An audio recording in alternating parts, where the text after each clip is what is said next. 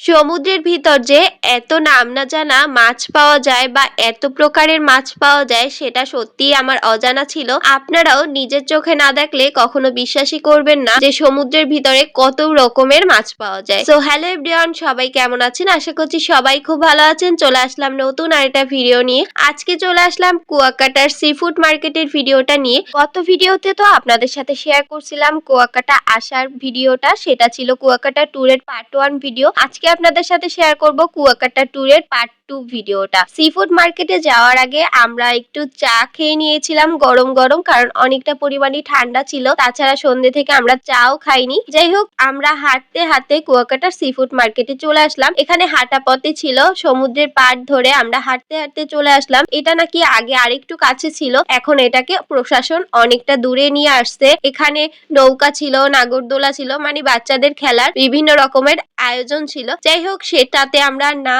উঠি, কারণ রাত বাজে 11টার বেশি। তারপরে আমরা সি ফুড মার্কেটে ঢুকে পড়ছি রাত 11টার পরে। আমরা এখানে এসেছিলাম হাঁটতে হাঁটতে রাত 10 সাড়ে 10টার সময় তো আমরা খাওয়া দাওয়া করছি, আর 11টার দিকে এখানে আসছি। তাই এখান থেকে আমাদের কিছুই খাওয়া হয়নি। আমরা জাস্ট ঘুরে ঘুরে দেখছিলাম কত রকমের মাছ, কত রকমের জিনিস এখানে আছে। এগুলো যদি নিজের চোখে না দেখি তাহলে মনে হয় সমুদ্রের অনেক কিছুই অজানা থেকে যাবে। এখানের অনেক মাছ তো আমি নামও জানি না, দু একটা মাছের নাম জানি, রান্নাও করেছি, খেতেও অনেক বেশি মজা। কিন্তু এখানে না আসলে এগুলো নিজের চোখে দেখাই হতো না। অনেক রকমের মাছ ছিল, অনেক রকমের সামুদ্রিক জিনিস ছিল যেগুলো খাওয়া যায়। এটা তো জানতামই না যে এত প্রকারের জিনিস সমুদ্রে থাকে, সেগুলো আবার খাওয়াও যায়। কিন্তু ভাই, একটা কথা, এখানে কিন্তু প্রচুর পরিমাণে দাম। এখান থেকে না কিনে বাসায় বসে কিনে রান্না করে খাওয়া আমার মনে হয় বেশি ভালো।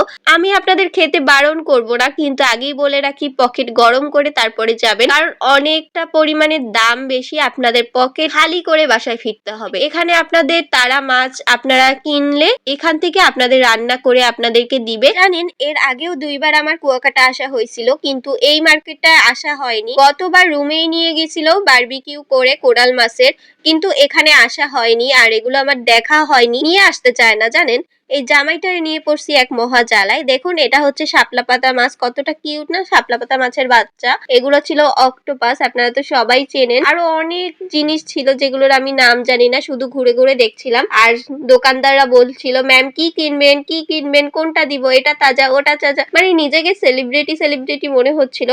পাশ দিয়ে যখন হাঁটছিলাম, মানে সবাই ডাকতেছিল। এইদিকে দেখছিলাম মাছের দাম দর করতেছিল। জানেন, এই মাছগুলো আমাদের ওদিকে না আর অনেক কম দাম, কিন্তু এখানে অনেকটা বেশি দাম কেন আমি বুঝলাম না। কারণ সমুদ্রের পাড়ে দাম তো আরো কম হওয়ার কথা, কিন্তু এখানে আরো দাম বেশি। এই যে লোকটার হাতে মাছটা দেখতে পাচ্ছেন, ইনি এই মাছটার দাম 2000 টাকা চাচ্ছিল। ওই পাশের ভাইয়াটা বলছিল আমাকে 1000 টাকায় দিয়ে দেন, কিন্তু দিবেই না মাছটা। উনি 2000 টাকার নিচে মাছটা বিক্রি করবে না, এরকম একটা অবস্থা ছিল। তারপরে চলে আসলাম চিংড়ি মাছের কাছে। চিংড়ি মাছগুলো অ্যাকুরিয়ামের ভিতরে ছিল, হাঁটতেছিল। দেখুন কি কিউট লাগতেছিল, যখন হাঁটে না খুবই সুন্দর দেখায়। চিংড়ি মাছের ভিতরে না এই কিউট ছোট্ট একটা মাছ ছিল। এই মাছের নামটা আমি জানি না, আপনারা যদি কেউ জেনে থাকেন অবশ্যই কমেন্ট করে জানাবেন এই মাছটার নাম কি। ঠিক মতো বুঝতেই পারতেছি না এটা কি মাছ। দেখুন, চিংড়ি মাছ জলের ভিতরে খুব কাছ থেকে অনেক সুন্দর দেখায়। অনেকটা সময় ঘোরাঘুরি করার পর মনে হয় 12:30 বাজে, তখন আমরা এখন রওনা দিয়ে দিয়েছি আমাদের হোটেলের উদ্দেশ্যে, কারণ অনেকটা পরিমাণে রাত হয়ে গেছিল। তাছাড়া আমরা ক্লান্তও ছিলাম সারাদিন জার্নি করে। তাছাড়া আজকে যা ধকল গেল। এদিকে দেখুন, এই যে শামুক, ঝিনুক, তারপর ব্রেসলেট, মালা, এটা ছিল হাতির দাঁতের চুলের কাটা। আমার একটা ছিল, ভেঙে গেছে। আর এগুলো তো চুড়ি, ব্রেসলেট, অনেক কিছু ছিল। তো মূলত বাচ্চারা পরলেই বেশ ভালো লাগে, তাই এখান থেকে আমার আর কিছুই নেওয়া হয়নি। ওইদিকে আমার হাজবেন্ড, ছেলের বন্ধু অলরেডি অনেক দূর চলে গেছে হাঁটতে হাঁটতে। আর এদিকে আমি আর আমার বোন বসে বসে এগুলো দেখতেছিলাম। আমাদের দুজনেরই এগুলো কিনি বা না কিনি দেখতে খুব বেশি ভালো লাগে, তাই আমরা দেখে দেখে তাদেরকে মিস করলাম। অনেকটা সময় পর হাঁটতে হাঁটতে তাদের খুঁজে পেলাম। অনেক দূর চলে গেছিল অলরেডি। এত জোরে হাঁটে, এত স্পিডে হাঁটে, কি বলবো। এদের সাথে কোথাও আসলে ক্যামেরা ঠিক মতো ধরা যায় না। হাঁটার সাথে স্পিড মেলানোর জন্য আমাকে দৌড়াতে পর্যন্ত হয়, তাই আমার ভিডিওগুলো এত নড়াচড়া করে। দেখুন, এখন আমরা কোথায় আর তারা কোথায়। ওই যে রাস্তার উপরে চলে গেছে, আর আমরা এইদিকে পিছনে। যাই হোক, দেখতে দেখতে আমরা চলে আসলাম হোটেল স্টার প্যালেসে। এবার আমরা এই হোটেলেই থেকেছি।